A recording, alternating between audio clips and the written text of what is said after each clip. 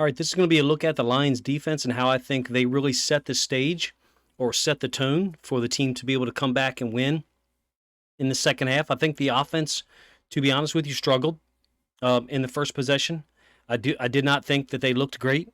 I understand that they were able to get to within 9-6. I think the Lions defense deserves a lot of credit. Multiple guys. There is a picture of Kirby Joseph here. I will honestly not really cover much of the second half plays by him because I'm going to do an individual film study on them. So try to keep this one to about 15 minutes or so. Going to focus on first half defense by the Lions, and really, to be honest with you, mostly going to focus on frontline players, D tackles, D ends, Aiden Hutchinson. Won't really show James Houston's two, I think, good plays from the game. I still have a question. I don't know if you agree. If you watched the game Sunday night, I still kind of wonder if Aiden Hutchinson's first sack wasn't a strip sack and James Houston picks up the ball. I mean, it was close. Let's put it that way. They did not replay it. I think the Packers rushed up to run the next play or maybe kick a field goal. And maybe you got a better view of it than I did, but I thought it was close to being a strip sack. I thought it was something that could have potentially been challenged. So we'll talk about Isaiah Buggs, Kaminsky. Thought those guys played extremely well on the inside. Hutchinson, a couple of plays by Anzalone. Clearly the interception by Kirby Joseph seals the game. He had another interception that didn't count earlier in the game, and damn near had a third, which I think is what you see a picture of there, but I might be wrong. Spectacular rookie year for him. So many rookies contributed to this defense, and I understand that they were much maligned, but they went in there to won in Green Bay without,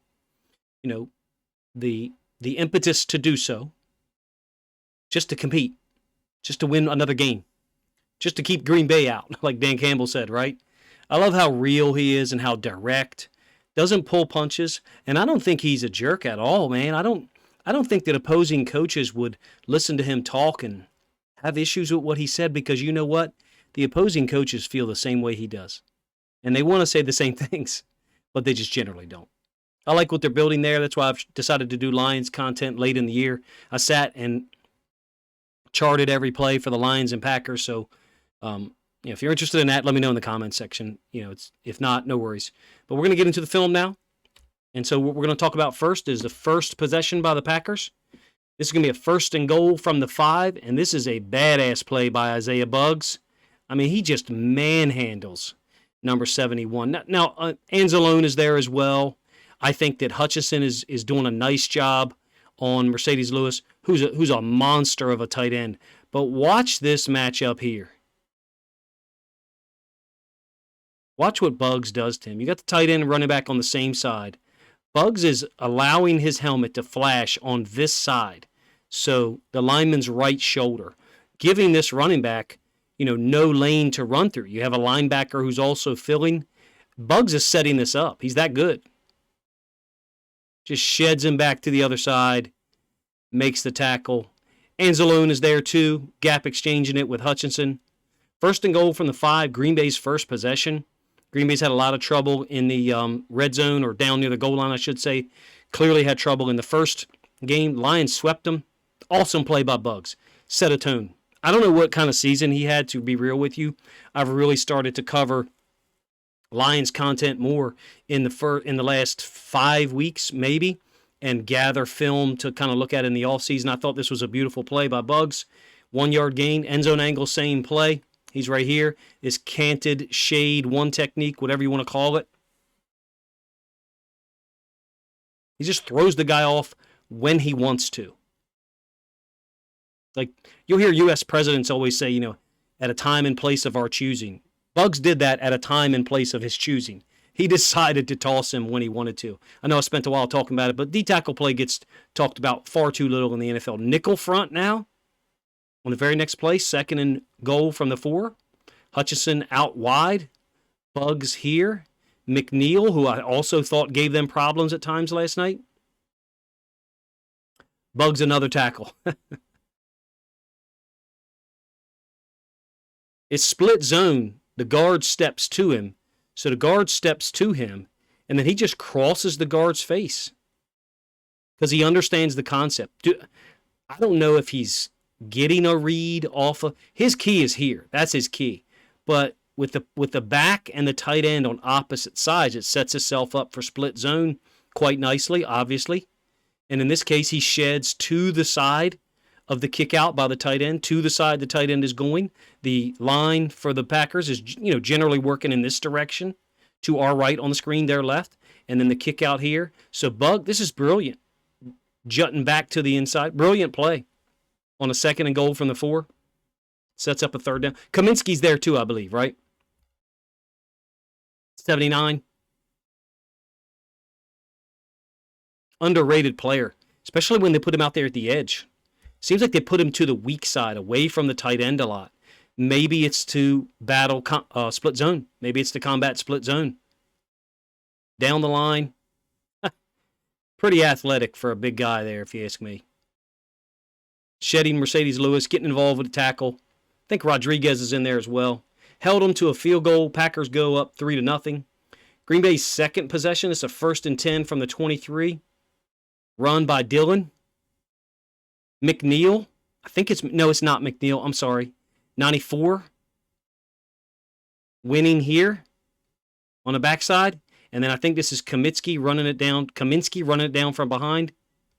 The D-line, I understand that they got run down a lot, and they had the ball run against them often this year, but I thought they played quite well in this game. What was Green Bay? 28 for 103 on the ground? These guys had high effort. You'll see the forced fumble by Kaminsky later along the sideline. That was fantastic. Aiden Hutchinson, I think you'll see the great hustle play that he had for like a 4 or 5 yard gain. All right, 3rd and 1 at the -32. Green Bay second possession.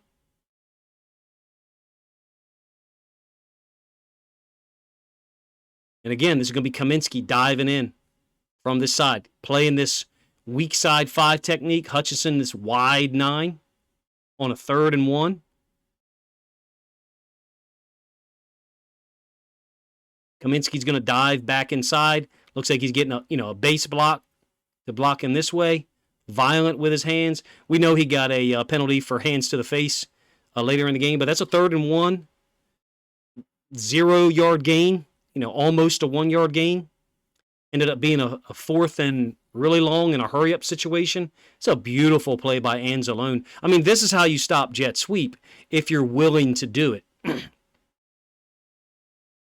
Jet sweep is generally going to be run to a side where there's a tight end or a number 2 player. So off screen to our right, there's a number 1 receiver. You're generally going to see jet sweep run to a side that's got 2 potential blockers on the edge, meaning you've got the left tackle here. This is the number 2 receiver from the sideline. The number 1 receiver's out here. So this is the way to stop jet sweep, is to run someone inside of that number 2 defender.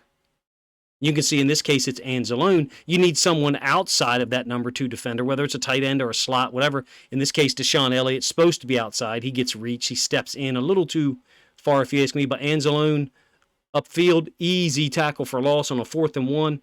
Forces a stop against Green Bay. Lions defense is into it. Look, the Lions offense had 2 3-and-outs in the second half. And everyone's going to focus on the great calls, right? You had the touchdown to Jamison Williams. It was callback. Still a great play call. I think that actually happened in the second quarter. You have the 2nd and 17 hook and lateral. You have the 4th and 1. They go for it. So the Lions offense executed some really cool stuff. Don't get me wrong. Their defense, if you ask me, getting a stop inside the 5 early, getting a stop on the second possession, to turn the football over, turnover on downs. And I think that's how the Lions got their field goal. This is the 3rd possession, 3rd and 5. Hutchinson, I mean, I have at times this year seen where it looks like playing through contact is a little bit of an issue. I love this sack because, well, I personally wonder if it's actually a forced fumble. Maybe I need to look more closely here, but it seems to me that it's very close to it, the type of thing. At least it looks like it. Maybe he just misses there. Rodgers is a deal with the devil, I guess, is able to pull the ball in. It looks like it's coming out to me. But maybe what I'm seeing there is Rodgers, hand pouch with his hand warmers or something like that. Maybe this is what I'm seeing instead of the football here. And Rodgers does look like he has the football secured. I don't know. It looks like it's coming out. right before Rodgers' knee hits the ground. But here's what I love about it. Watch Hutchinson take on the tackle, who they took out later on in the game because he was abusing him. And then I think the guard steps to him and hits him. And he plays through that contact. That's what I really like the most about this sack, is that he was made contact by a defender who he didn't anticipate, in this case the right guard. And again, were that to be ruled a fumble, I mean, James Houston's picking the ball up and he's gone. That was the Packers' third possession ended. Green Bay took a 6-3 lead on this field goal. Hutchinson that was his, ninth sack of the year, 8.5, something like that. He would get another one here on the fourth possession. Green Bay's fourth possession, up 6-3, like I said. 3rd and 5. Same play, my apologies.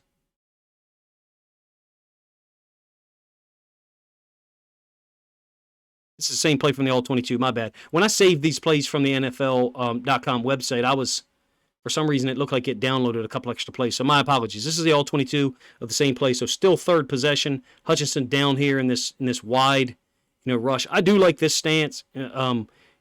Personally, he looks like a guy that I'd like to see like the back be at a little more severe angle to take off because he is so tall. Houston is a little bit different rusher because of different body size, but great play by Hutchinson. Again, I think that was his 8.5 sack, and then ended up getting 9.5 on this one. Fourth possession, 3rd and 5 from the 24. Green Bay, I think it's still 3-3. Hutchinson gets another sack. There was one here where I thought he was held. Maybe this is the one. He's up at the top side. Oh, yeah, he definitely got held there. And they called it, I think, as well on the right tackle. Clear win up here. Wide rush technique again. Love that Houston is getting these opportunities. I think that the Lions really struck gold with James Houston IV and Aiden Hutchinson in the same draft with Josh Paschal, who I think is an underrated guy. Maybe his production this year doesn't show that. One thing I really like about this is this rusher's going A. So he's pulling this guard with him, and that's clearing the path for Hutchinson to go inside. Was that all by design? Was it a planned rush by those two? I'm not sure, but Hutchinson took the right tackle to school, and then they ended up, same play by the way, end zone angle, then they ended up replacing him with Zach Tom, who's a very versatile and underrated player, if you ask me. There's the win by Hutchinson, hold by the right tackle. What's he got, 9.5? Is that right?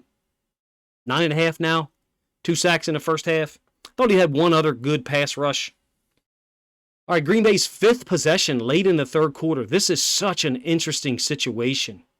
Collinsworth was talking, again, 5th possession, late third quarter. They're about to just hide and hold the football, get a field goal to make it 12-3, I believe. It's 9-3 at this point. They're faking the sweep to Watson, who is an amazing athlete, amazing asset. Rest of the NFL, man, passing up on that guy. And so then they're giving it to Jones. And this is Buggs, I think, and Jones, the other D tackle, stacking things up. Of course, Kaminsky's involved on the backside. He's here. He looks like an underrated player to me. I don't pretend to know a ton about him, to be honest with you. Wow, look at him respond to the key and not the sweep. So a lot of people would get this sweep motion by Watson, and it would do something to them. Look, his key, look at his helmet. So disciplined. His key is 50. Zach Tom, who's replaced 73 now, who's moving down. His key is going down, block down, step down, follow the play. You'll find the football. And he does. Buggs is also there. I think this is Buggs right here, winning on the front side. So basically not presenting Jones the ability to, hit that gap immediately. Playing peekaboo. I think it's the other Jones, a D tackle, involved as well. And badass football being played by those guys inside in the first half, if you ask me. All 22 angles, same play. There's a fake to Watson, a pretty poor fake. Kaminsky not going for it. Beautiful football on a 1st and 10 from near midfield. Very next play, 2nd and 10. They're going to drop Hutchinson in zone coverage. Now, they're going to get 6 yards out of it, but this is just interesting to me. Kind of typical in some ways that you're dropping the OLB. I feel like his drop is a little bit further back than I would have presumed. You've got a hash or maybe low hole defender. Then you've got another. It looks like, cover 2, obviously.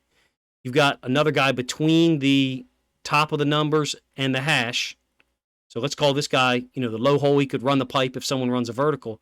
I feel like Hutchinson is a little too far this way and needs to be a little more balanced from the top of the numbers to the hash. But clearly, I don't know what coverage they called. To me, it looks like cover 2, where they're bringing the field side nickel safety on a 2nd and 10. Hutchinson redirects a whole lot better than people give him credit for when his initial step is off base, meaning he's retreating. It's a pretty good job for such a big guy, if you ask me. Let me know if you agree in the comment section. All right, the play of the first half, besides Hutchinson's 2 sacks. Look, they're dropping Kaminsky in coverage, and that puts him in position to defend the screen. Pretty amazing athletic move for a guy who can play 5 technique. He can play edge, obviously. He can play 4-eye, which, you may not like hearing this if you're a Lions fan. That's a D tackle. I'm not saying he is a D tackle, but a guy who can play 4-eye, that is a defensive tackle alignment. Anything inside shade of the inside shade of the tackle is a defensive tackle alignment. So they're stunting Hutchinson inside, looping someone over the top, and the Packers are running 2 screens. So Rodgers has his choice. So they're stunting Hutchinson inside up here. They're looping over the top here for the pass rush. And then Anzalone is running for the screen over here. I feel like they'd have been better served to throw the screen to the top side, throw it to the bottom side. Damn, doesn't it look like they have numbers? Watch this. Sheds the block. Forced fumble. Amazing play. And then 54, McNeil. Collins, got to give Collinsworth credit. Not a huge fan of Collinsworth, for real. Got to give him credit. He correctly identified this. 54 is not trying to recover the fumble. This is huge. He's just going to make sure that guy doesn't recover it. That is team football. Beautiful stuff. This Lions team seems, to me, to instinctively do things that are unselfish and help other guys succeed. I don't know if that's accurate. If you've watched more Lions film than I have, then let me know if that's accurate or not. It may not be. Or it may just be more accurate during their win streak to end the season. But they lost so many close games early in the year. I think they were closer to being competitive. Well, they were competitive, They were closer to winning than a lot of us knew when they were 1-6 and then 2-6 after they beat the Packers in Detroit 15-9. Just love this play and this one just as much. Corner also involved in forcing the ball inside. So setting it inside, making sure that Jones has to go inside of this blocker, which, of course, brings the help defenders into play. That's why this is called force, meaning forcing the ball inside, as opposed to being, on the inside and then allowing Jones to cut it outside, get a big gain, run out of bounds, stop the clock late in the second quarter, and do what Collinsworth said the Packers, were trying to do, just run the clock out, prevent the Lions from doubling up. Now, the Lions weren't able to double up because their first possession of the third quarter, they went 3 and out, right? And I didn't think the offense looked great in the third quarter until late in the third quarter. That's Jones' 5th fumble of the year. He's a talented guy, man. Wish for his sake that he can fix some of those issues. Beautiful play. Look, I think the Lions deserve credit. Now, I know they go down here and get a field goal offensively to make it 9-6. Of course, they got a fortunate break. Rasul Douglas picking up a personal foul in that weird situation. But got to give credit to the defense, if you ask me, for holding ground, for keeping the Packers out of the end zone on the first drive when they're inside the 5 on 2nd and goal, for getting the stop on the second possession, for holding them to a field goal on the third possession, Hutchinson sack, for that situation right there, forcing the turnover. I'm only talking about the first half defense at this point. I will do an individual film study on Kirby Joseph, and then I will also do an individual film study on Jared Goff. I didn't think he looked good throwing the football with the glove on. I'm not sure if that was the only issue. Now, in the second half, I thought that in the late second quarter, when it was all throws, obviously, trying to go down there and close to within 9-6, I thought he looked better throwing the football in that situation. In the second half, I thought he looked better at times as well, particularly on deeper balls. You guys let me know what you thought of the elements I brought up of the Lions defense in the first half. And, if you agree with some of the points I made, and if you enjoyed the film study, please let me know in the comments section. Appreciate you guys' time.